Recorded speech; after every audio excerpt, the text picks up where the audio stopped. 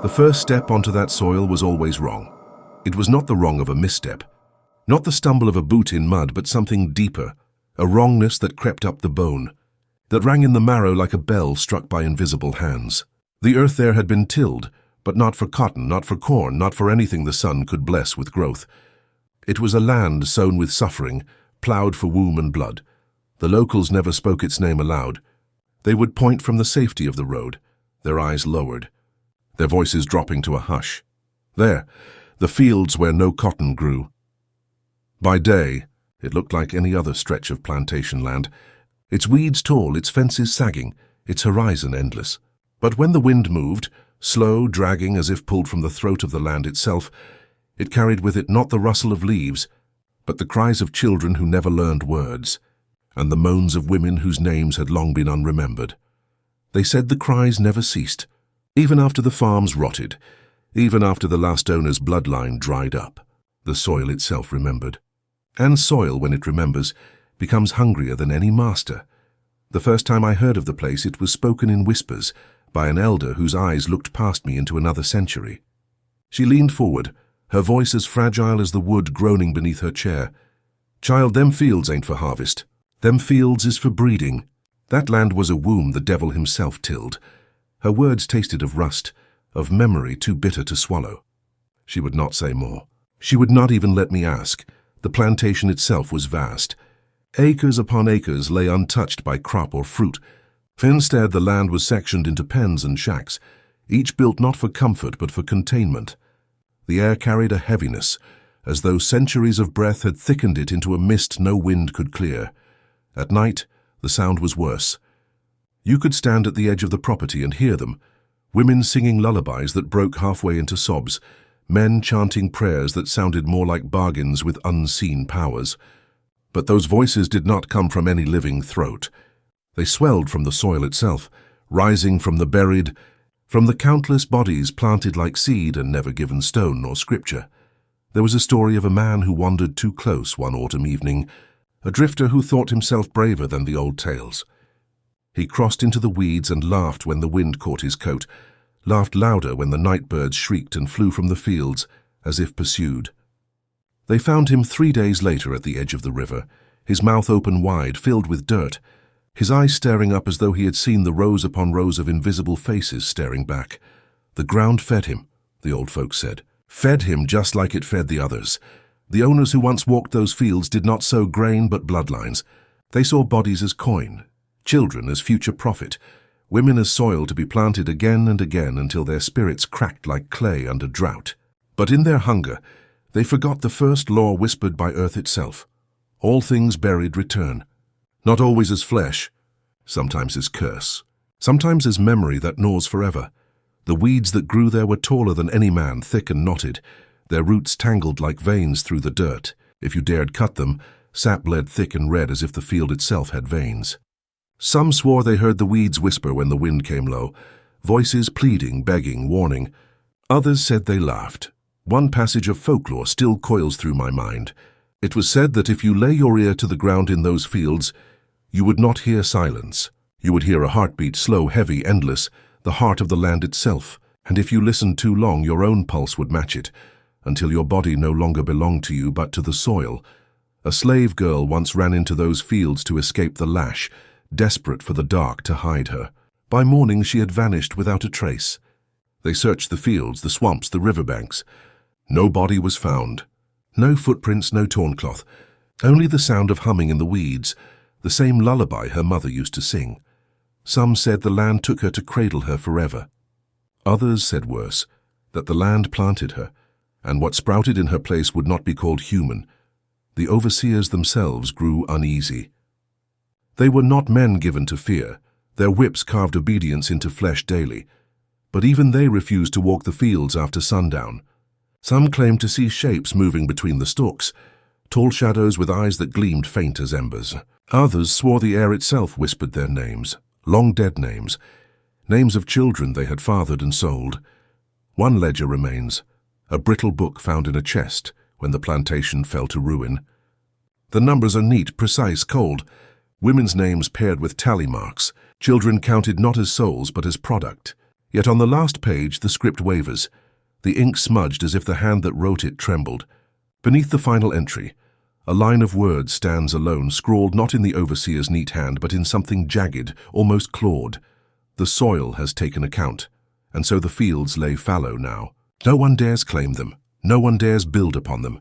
Fences rot, gates sag, but still the weeds rise high, fed by something no sun nor rain could provide. Travelers who pass swear the cries follow them home, clinging to their dreams, their children's dreams.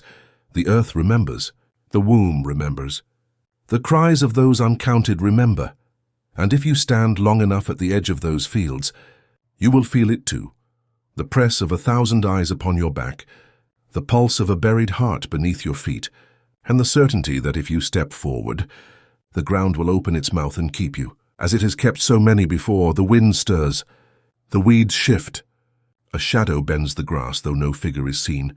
Something waits, something calls, and the soil whispers, "Come back to the womb." To the womb.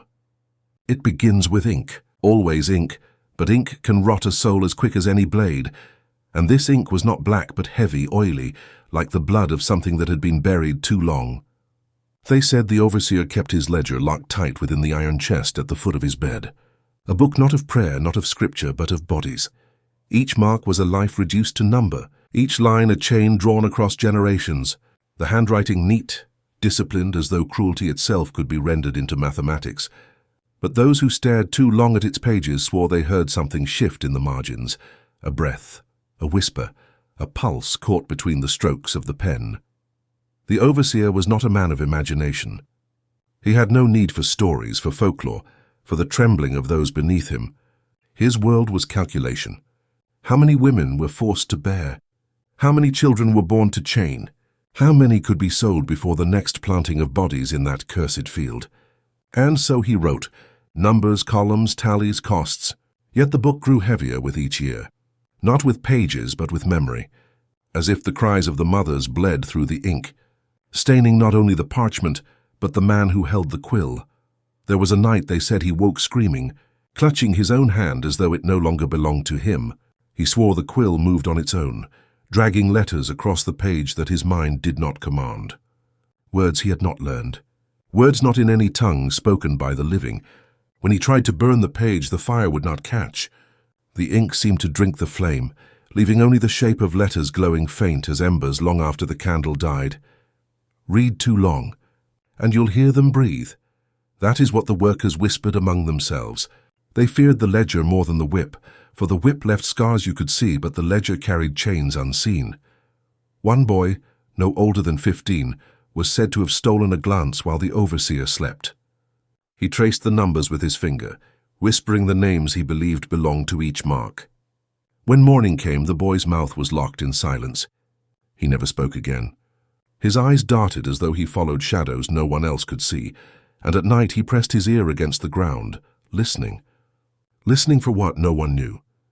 By the year's end, they found him at the edge of the field, his body curled like a child in the weeds, his lips torn open as though he had tried to speak something the earth would not allow. The overseer ordered his burial, but the ledger grew one mark heavier that night, a mark no hand had written. The book itself began to change. Pages that had once been clean grew smudged, the ink bleeding as if veins had burst beneath the skin of parchment.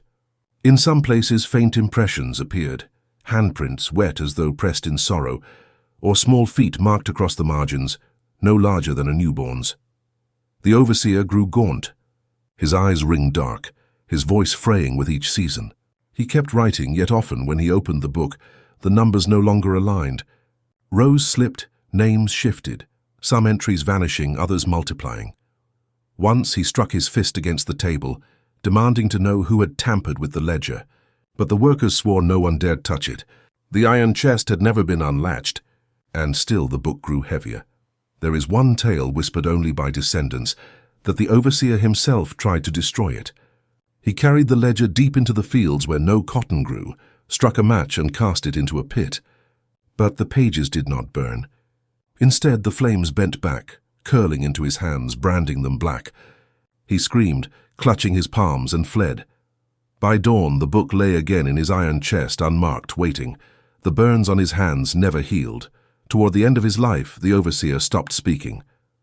He sat at his desk, the ledger open before him, his lips moving soundlessly as though reciting prayers no one could hear.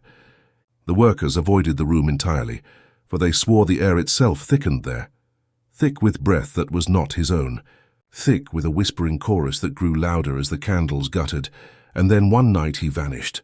The chest was found open. The ledger lay upon the table, its pages fluttering though no wind stirred.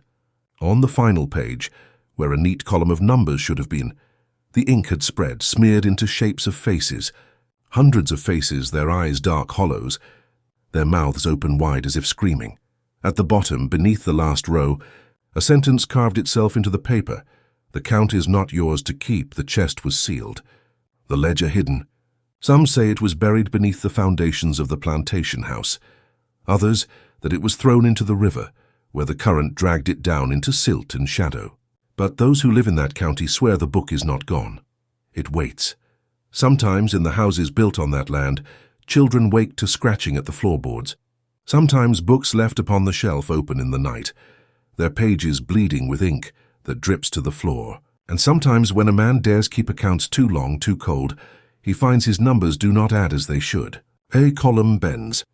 A row disappears. A whisper curls beneath his hand. The soil has taken account. The soil has taken account. The house was never quiet, even when no one walked its halls, even when the windows were nailed shut and the doors bolted. Something moved inside. A shift in the boards, a sigh in the rafters, the faint scrape of iron against wood. Those who lived on the plantation knew better than to approach it after dusk. They said some rooms were never meant to be opened, that the walls themselves breathed with the sorrow of those trapped within. Not all rooms were for living. Some were sealed for breeding. The house had been built in stages, wings added like scars as the family grew wealthier. From the outside it loomed grand, its columns tall, its shutters bright in fresh paint. But inside, behind the polished parlor and the sweeping staircase, there were doors that no guest ever saw. Small doors, narrow, set deep into the walls, barred from the outside. Doors that opened not to comfort, but to containment. Those who cleaned the house whispered of muffled cries slipping through the cracks, sometimes laughter, soft and strange like children's voices echoing in an empty chamber. Yet when the doors were unlocked in daylight, the rooms were bare, no bed, no chair, nothing but walls etched with scratches that reached toward the ceiling. The overseer called them the rooms of pairing. The master used gentler words still. But the women knew what they were, cages where flesh was forced against flesh, where choice rotted in silence, where every breath carried the weight of sorrow. When the doors closed, shadows stretched across the walls. Women sat in corners, arms wrapped tight around themselves, while men, chosen, commanded, broken into obedience, looked away, their faces carved with shame. The air grew heavy in those rooms, pressing down until even the strongest could not lift their heads. And when the act was done, when the silence returned, the walls remembered. They carried the echoes like scars, bleeding them back into the air night after night. There is a story of a woman who scratched her own name into the plaster, carving letter by letter with her fingernails until they split and bled. She wanted to remain to resist the erasure, but by morning her name was gone. The wall had smoothed over, leaving only faint stains where her blood had dried. Some said the house itself hungered for names, swallowing them whole to keep its silence intact. The children born of those locked rooms were marked before they ever cried. They carried eyes too wide, too knowing, as though some memory of the darkness clung to them even in the cradle. Some would not speak for years. Others spoke only at night, muttering to the shadows along the wall. A few never lived past their first season, their bodies wasting as though the air itself had drained them. And yet the rooms remained, doors locked, keys kept close at hand. The master claimed it was necessary, the overseer claimed it was order, and those who suffered within had no words left to claim at all. Over time, the house grew restless. Candles guttered when none passed by. Windows rattled though no storm stirred. Guests staying overnight would complain of whispers at their bedside, of hands tugging their blankets, of dreams so vivid they woke weeping. One visitor, a preacher traveling through, demanded to see the locked rooms after a night of torment. He was granted entry. The rooms were empty, bare as ever. But the preacher's face blanched, his lips trembling. He lifted a hand and traced the air, as though feeling what the eye could not see. "They are still here," he whispered, before stumbling from the house, refusing ever to return. The locks grew rusted, but no one dared remove them. The master's children, born in gilded rooms above, avoided the sealed doors, claiming the handles burned cold to the touch. Sometimes they swore they heard their own names whispered from behind the wood, voices that sounded almost like their own. One night, a storm rose sudden and furious. Lightning split the sky, thunder shook the earth, and rain hammered against the house. Amid the storm, one of the doors burst open on its own. The workers swore they heard it, the sharp crack of splintered wood, the ringing clang of metal. When morning came, the room beyond was changed. No longer bare, the walls were thick with marks, hundreds of them, carved deep. Shapes of bodies twisting, hands reaching, mouths wide in silent scream. The overseer raged, demanding to know who had defaced the room. But the workers refused to step forward. Not one of them had entered. Not one of them dared. The room was sealed again, the door reinforced. Chains wound tight across it, yet still the air seeped through the cracks, heavy with the smell of sweat, iron, and sorrow. Some say that at night the locks still rattle, as though something inside seeks to leave. Others claim the rooms were never truly empty, that what was forced upon flesh seeped into the walls, into the beams, into the very bones of the house. And when the house finally fell to ruin, long after the last master's bloodline crumbled, the locked rooms remained standing, their doors upright amid the wreckage, weeds coiled around them, roots pressing through cracks in the floor. Yet the doors never fell. Travelers who pass through swear they can still see them, half buried in ivy, doors to nowhere, their locks rusted but unbroken. And if you listen close, too close, you will hear them. The muffled sobs, the whispered bargains, the sound of nails dragging across wood that no longer exists. The night wind carries it even now, tugging at the ears of those who dare draw near. And behind the sealed doors something breathes, slow, patient, waiting for the key that was never meant to be found. The storm is not gone. The walls are not silent, and the house remembers. They were promised to the fields, yet disappeared behind barred doors. The others saw them led away at dusk, their faces lit by torchlight, their arms heavy with the day's labor. They were told the women were being spared the field work, that they were chosen for gentler duties inside the house. But those who watched knew better. Their steps dragged, their eyes darted like hunted deer, and some turned their heads once, only once, to look back at the others, as if to whisper farewell with their silence. When they returned, they did not return the same hollow eyes. Hollow voices, hollow wombs that bore children, marked not by love but by sorrow. They moved as if guided by hands no one else could see, their laughter extinguished, their songs smothered. And some never returned at all. The plantation whispered their names at first: Sarah, Lydia, Ruth, names spoken in the hush of dawn, names called out at nightfall when the work ended. But one by one the names faded. The ledger erased them. The master never spoke them again. And soon even the women's children grew unsure if their mothers had truly walked this earth at all, or if they had been devoured by the walls that closed around them. There was a saying among the enslaved: "A mother lost to the rooms is a name the soil keeps." It was said the vanished mothers were not buried in graves, but swallowed by the locked rooms of the house. That their cries still lived inside the walls, etched deep into timber and plaster, carried by dust and shadow. At night, if you pressed your ear against the boards, you could hear them calling, not for rescue, but for remembrance. One tale tells of Ruth, whose absence carved a hole in the quarters so wide, no song could fill it. She had been led away one winter's night, heavy with child. When spring came, she did not return. Instead, the overseer brought forth a newborn, silent and stiff, its breath already stolen. Ruth was never seen again. The women whispered that she had tried to keep the child from being counted, from being written into the overseer's ledger, that she had begged the walls to protect her, and the walls had obeyed, not by saving but by devouring. Another tells of Lydia, whose laughter had once carried even into the fields.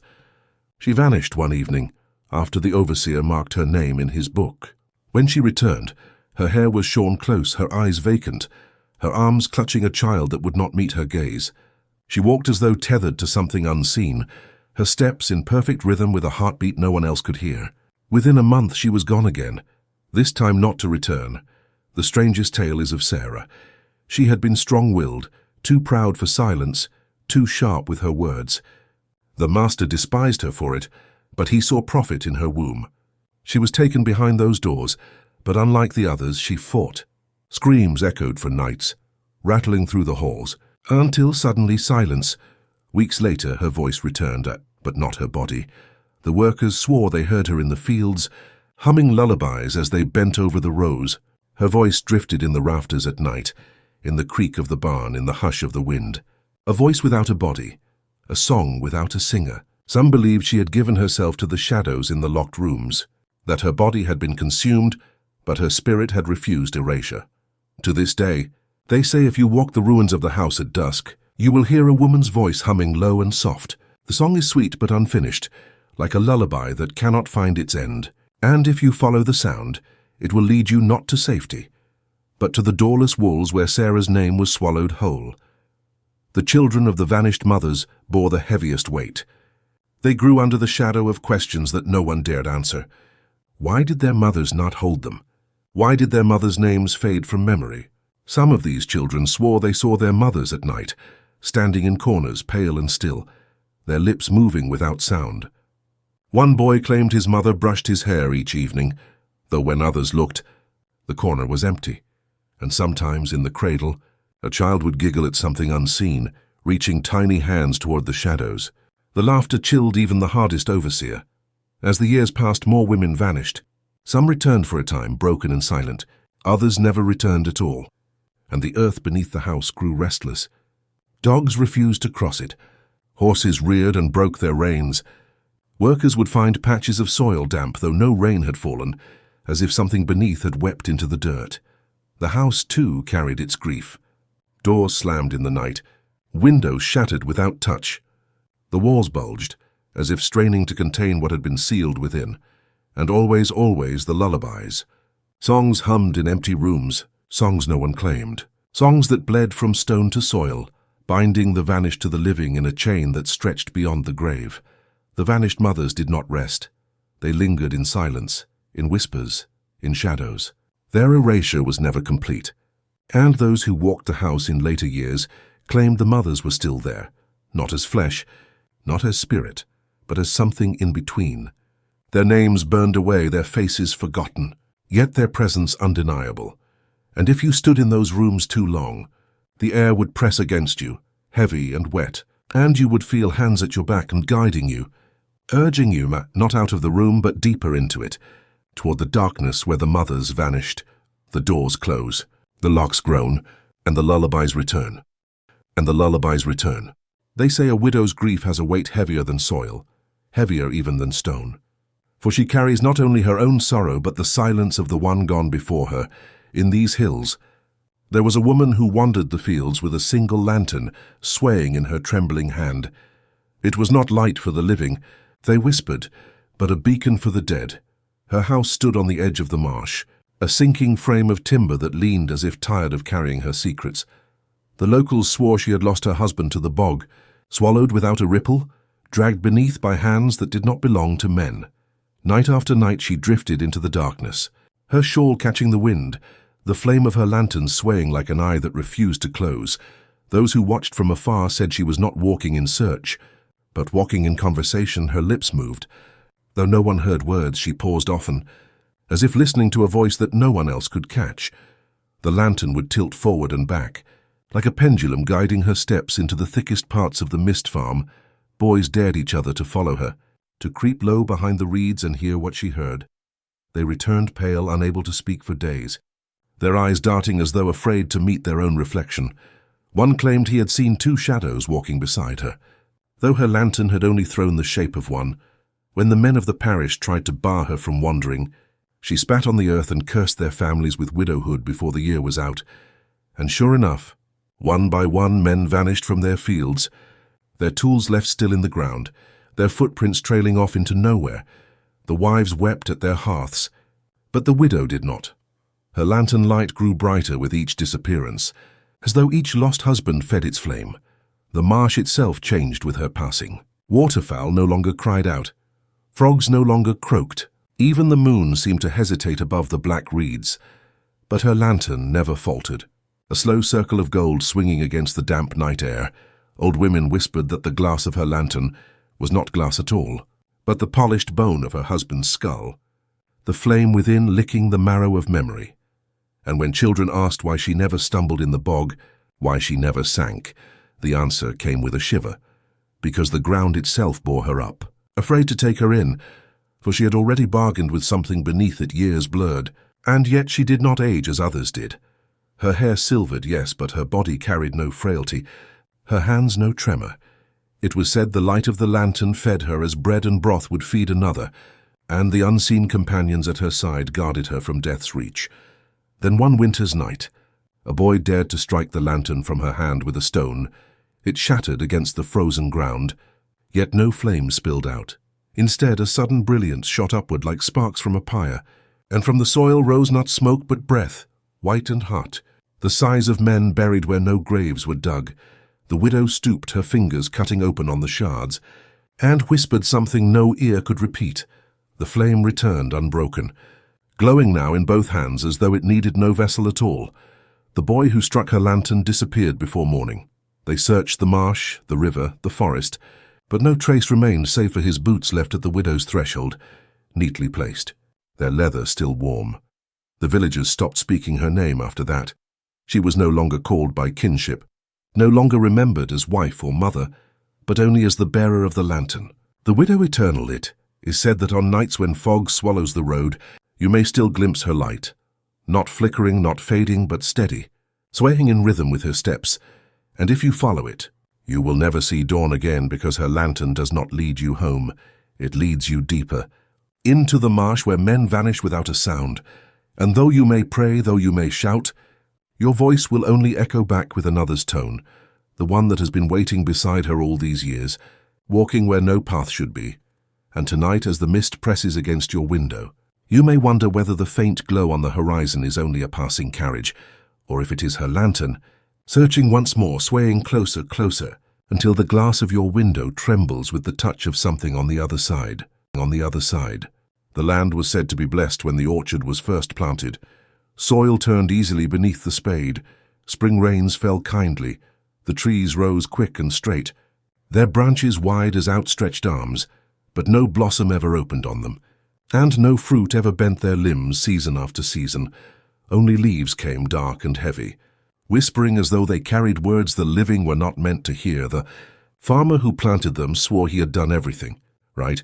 He had cut his palms so the blood could touch the roots. He had spoken prayers. At the furrows he had even buried coins at the base of the trunks, as his father once taught him.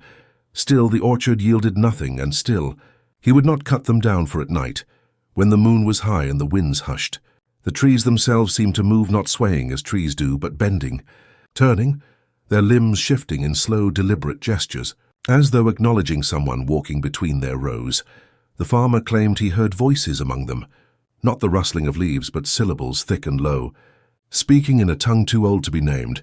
His children would not step foot past the orchard gate. They said the shadows between the trunks were not shadows at all, but figures waiting, tall and patient, watching with heads that turned too late when you tried to see them. And sometimes, when dawn came, the farmer's children found footprints in the soft earth between the trees. Prints not of men, not of beasts, but something in between. The neighbors warned him, pleaded with him to burn the orchard down before it grew too strong, but the farmer refused. He claimed the trees had begun to feed him in other ways, though no fruit ripened on the branches. His body grew lean but strong. He worked from sunup to nightfall without hunger, without thirst. He ate no bread, no meat, only pressed his lips to the bark, and drank something that seeped slow and thick from the cracks in the wood. Soon his wife fled, her cries echoing across the valley as she carried the children away. But the farmer remained. The orchard grew, spreading beyond its fence, reaching into neighboring fields without roots being planted, and wherever the shadow of its branches fell, sickness followed cows, miscarried calves, wheat blackened before harvest, infants died in their cribs with mouths stained green as if from swallowing leaves. The villagers gathered in anger. They stormed his land with axes and fire, but the moment they struck the first trunk, sap spurted out like blood, burning their skin. Blistering their eyes, they screamed, dropping their tools, stumbling blind through the rows. their skin peeling as though from the touch of flame. Though no fire had been set by morning, 3 of them lay dead at the gates, their mouths locked wide as if screaming still. The rest swore never to return. But the orchard had already begun to spread. Branches crept into the road, roots pushed up from the soil, cracking stone, twisting beneath doorframes of nearby cottages, and wherever roots entered a house. Dreams grew strange. Men woke with bark growing from their tongues. Women found leaves in their beds. Children coughed up small white blossoms, though the orchard itself had never borne one. When spring came again, something changed. A single tree at the center of the orchard flowered at last, not white, not pink, but blossoms black as coal, soft as velvet, trembling though no wind blew. And within those blossoms grew fruit, round, swollen, pulsing faintly, as if they had a heartbeat. The farmer gathered them gently, carrying them like infants, and when he bit into one, a sound like a sigh carried across the valley. It was not the sigh of joy, but of something freed from long captivity. The fruit did not rot, it multiplied. Soon each branch bent with them, and the ground itself bulged where fallen fruit had sunk into the soil. But no one dared taste them except the farmer. He lived longer than any man in the valley, his hair silvering but his eyes never dimming. And when he spoke, the villagers swore they heard more than one voice come from his throat, as if the orchard itself were speaking through him. Those who dared walk near at dusk said they saw faces in the bark mouths opening silently, eyes peering wide, and sometimes, when the wind pressed hard, a chorus of low moans carried through the branches, too human to be called mere sound. Now the land lies abandoned, the cottages are gone, the fields have returned to wild, but the orchard still stands. Not one fruit has fallen in decades, and yet the branches remain heavy, straining, bending as though they wait for the right hand to reach for them. And tonight, if you step too close, you may see something move among the trunks. Not a man, not a beast, but a figure tall and gaunt, carrying in its arms fruit it does not eat, whispering words into them as if they were children. And if your breath catches, if your heart stumbles, you may hear the orchard answer with its rustling chorus, not warning you to leave but inviting you deeper, promising that what you have lost, what you hunger for, waits just beyond the next row of trees. They said the well was dug too deep, deeper than any farmer had need of, deeper than water itself should flow, and when the rope first uncoiled into its throat, the bucket struck not water, but something hollow that echoed back like breath. The villagers gathered at its mouth, peering into the black spiral where stone walls descended into silence. The well builder, a man with calloused hands and an unblinking stare, swore the depth was right. That water would come if patience held, but patience did not fill empty buckets, and soon the people began to murmur of other uses, of darker purposes. For a hole that seemed dug not for thirst but for listening, it began with whispers. Children leaning too far over the edge claimed they heard their names spoken in soft tones, as if a parent called from far below. But when they shouted back, the voices grew strange, repeating their words with slight changes, twisting their laughter into something hollow, pulling their joy into a shape it no longer fit. The mothers forbade their little ones to play near the stone rim, yet even in their beds, the children stirred at night, eyes half closed, lips moving as though answering something no one else could hear. Then came the dreams. The men who drew near swore that at night the well appeared in their sleep, wider than the fields, its stones blackened with age, its depth endless. From its mouth rose a fog of voices. Not one, not two, but thousands, layered and overlapping, speaking languages long forgotten and yet understood in marrow and blood. They woke sweating, with tongues cracked. As though the voices had drawn something from them while they slept, the priest declared it a temptation of the devil, a trial sent to test them. He ordered the well sealed with stones, his flock chanting as they lifted slabs across its throat. But when dawn came, the stones lay shattered, broken outward, as if something below had pressed up from beneath. The priest himself was found the next morning kneeling at the edge, eyes open, lips trembling as he whispered down into the dark when they shook him. He screamed not in terror but in rapture, as though hearing a beloved hymn for the first time. The villagers tried again. This time with fire they poured oil, dropped torches, watched as the shaft bloomed with light, but the flames did not climb, they sank, swallowed whole until only darkness remained. And when the villagers leaned close, They swore the voices had multiplied. Men, women, children, all crying at once, not in pain but in welcome, beckoning them closer, promising relief from hunger, grief, despair. One by one, some obeyed, a woman grieving her stillborn child, a man ruined by debt, a boy beaten by his father. Each stepped quietly to the rim and leaned forward. Some leapt, others simply tipped, their weight surrendering to the pull below. No splash marked their passing, no sound of bone on stone, only a sigh rose, as if the well itself exhaled in satisfaction. Soon the well was no longer feared, it was worshipped. Mothers brought sick infants to its mouth, holding them above the void, whispering prayers into the dark, asking the voices for mercy. And when some children grew strong, they believed the well had heard when others withered. They claimed the well had chosen, and so they did not curse it. They accepted the well builder, the man whose hands had first cut the earth. Was last to approach, he was seen often at its rim, his rope lowering not a bucket, but his ear itself, straining to catch the chorus below. He spoke less and less, his words broken, his tone layered, as if his own mouth had begun to carry more than one voice. And one night, he was gone at dawn. Only his boots were found beside the stones, and the rope, slick with something that was not water, swinging slowly in the morning breeze to this day. The well stands, its stones are cracked, its rim mossed with age, yet no vine dares creep too near travelers who pass by here nothing in daylight.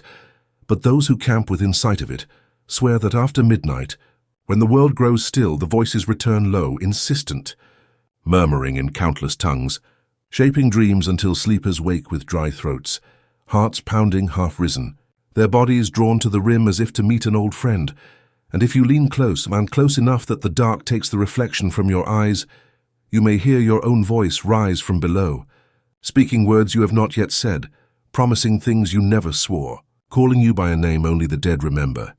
And if you cannot pull back in time, if the breath of that hollow throat brushes your cheek, you may feel the well breathe you in, as though you had been falling long before you ever stood above it. Above it.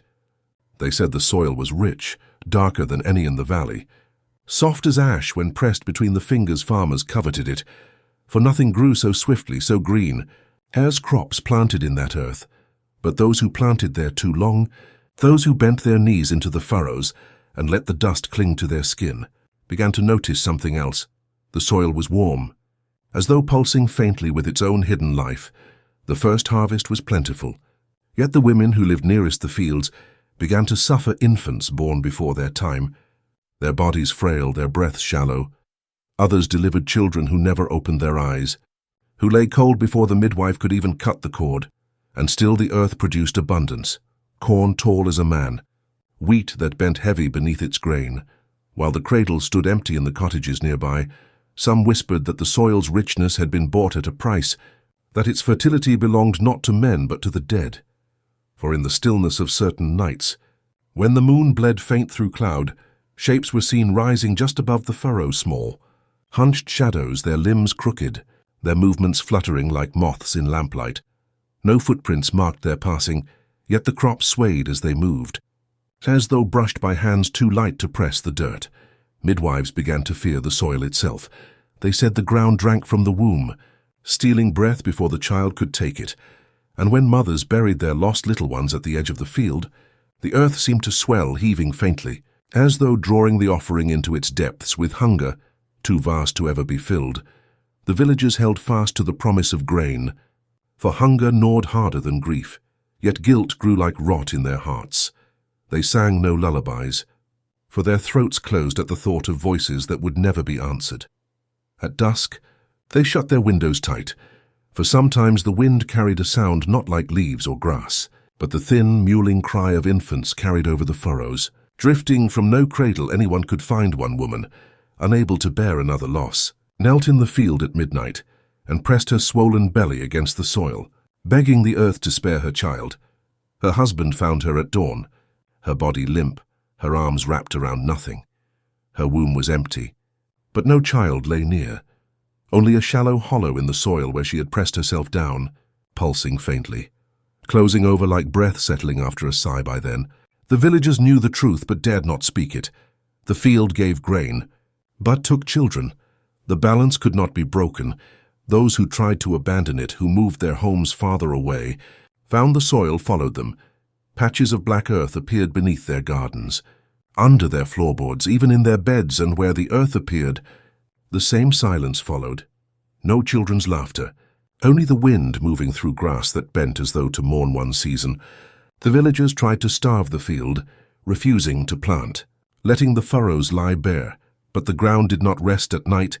Mounds rose where no seed had been laid, small swellings in the dirt that trembled faintly, as if something beneath struggled to breathe. When they broke one open, no root, no seed lay inside, but the curled husk of something too small, too human, its mouth frozen in a soundless cry from that day forward. The villagers ceased defiance. They planted as they always had. They reaped what the earth gave, and they buried what it took in silence, but they could never silence the dreams. For all who lived near the field woke at times with the taste of soil on their tongues, their lungs heavy as if they had been breathing earth. And sometimes, in those dreams, they heard voices too faint to name, whispering from beneath the ground, not curses, not blessings, but the simple question of all children left unanswered: why now the fields stand wild, abandoned to thorn and weed, yet the soil beneath remains darker than the rest. Warm even in frost, travelers say no birds land there, no beasts graze.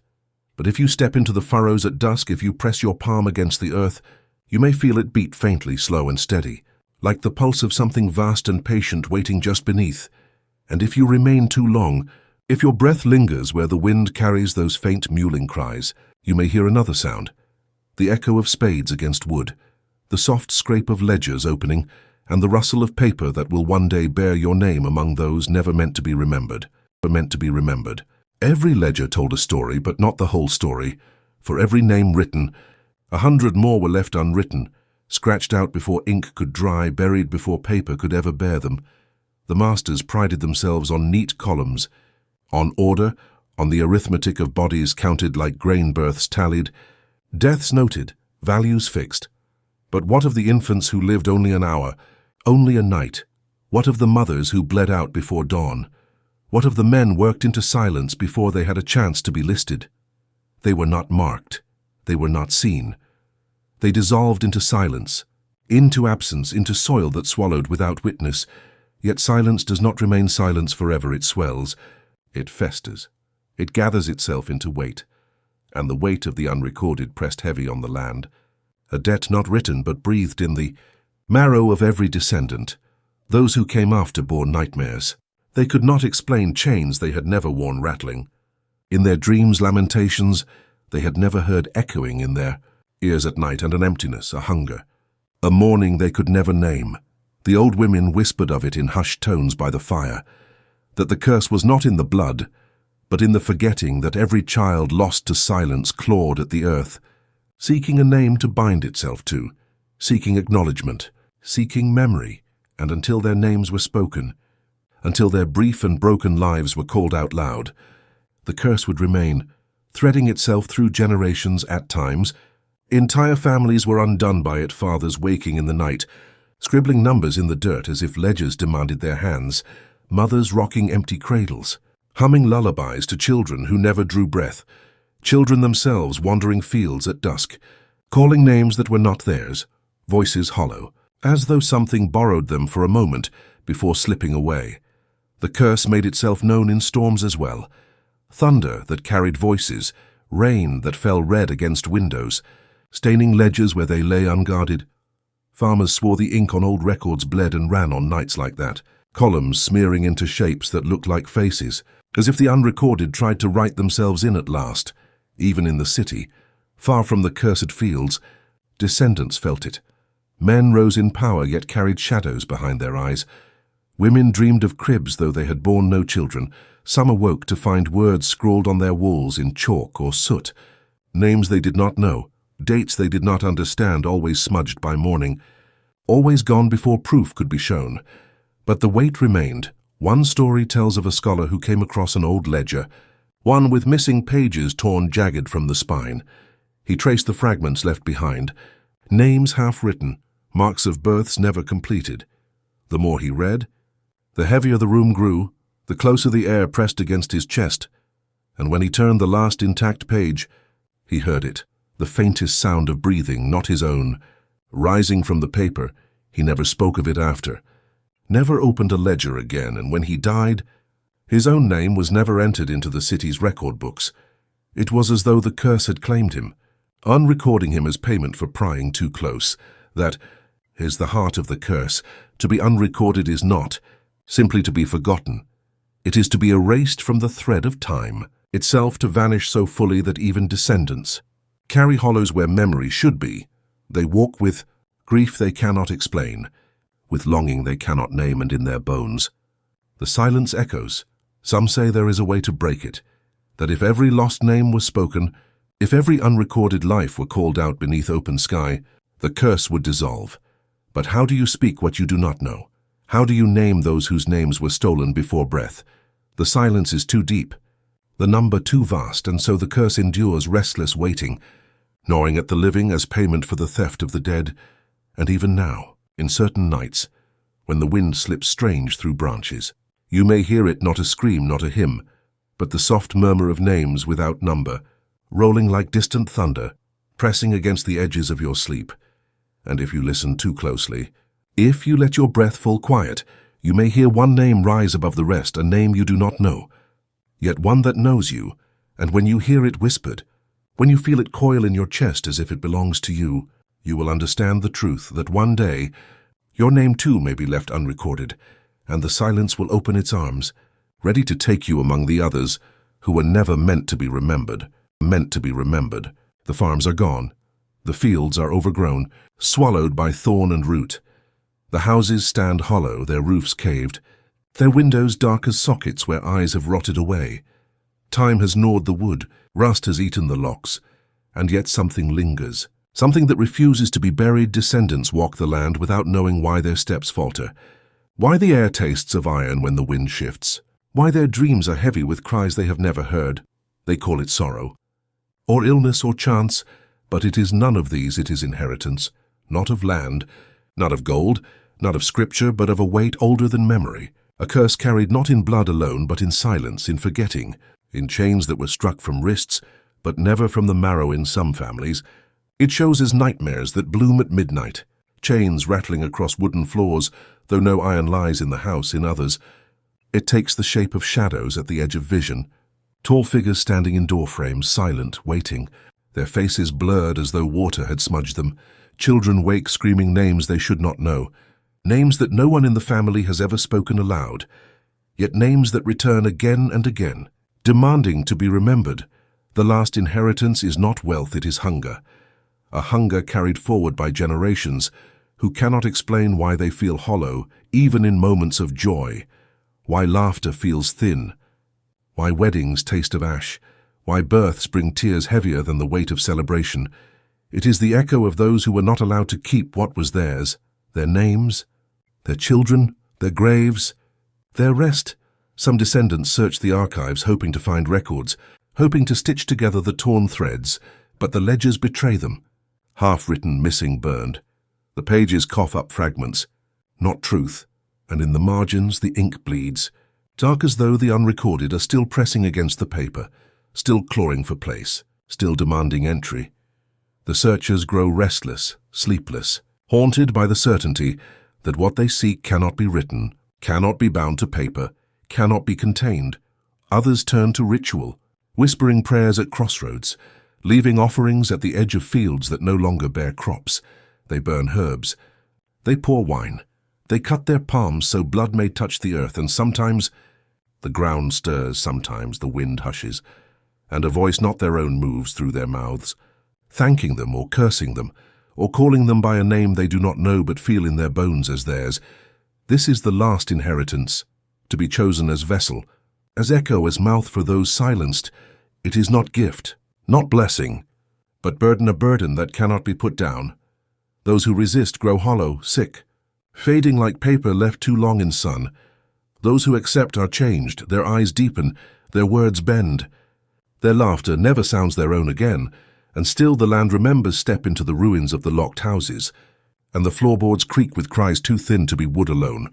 Step into the fields, and the soil pulses faintly, warm as a living breast. Step into the orchards, and the branches lean toward you, heavy with fruit that no season ripens. Every acre bears its scar, every stone its whisper, every shadow its chain. Time may rot the buildings, but time cannot silence the ground. For the inheritance is not bound to structures but to breath, to dream, to marrow. It follows down the bloodlines like a shadow that never fades. It gnaws at men who never knew chains. It bends the backs of women who never touched the fields. It cries in the throats of children who never knew why they were born weeping. It is not past, it is not gone. It is now. Always endlessly now, and the curse waits still. Patient. For one day the ground will speak again. One day the unrecorded will rise in number beyond silence. And their names will thunder not in ledgers, not in books, but in blood and storm and dream. And on that day, those who carry the last inheritance will know why they were chosen. They will feel the weight settle fully at last, and they will understand that the curse was never broken. Only sleeping, waiting for the moment it would demand to be born again. And tonight, as the wind moves strange through the trees, as the dark bends heavy against the window, listen closely, for if your blood carries the hollow, if your dreams are heavy with chains, if your tongue stirs with names you never learned, then the last inheritance has already found you. And when the ground opens, when the silence breathes, when the names rise in number too vast to count, yours will be among them.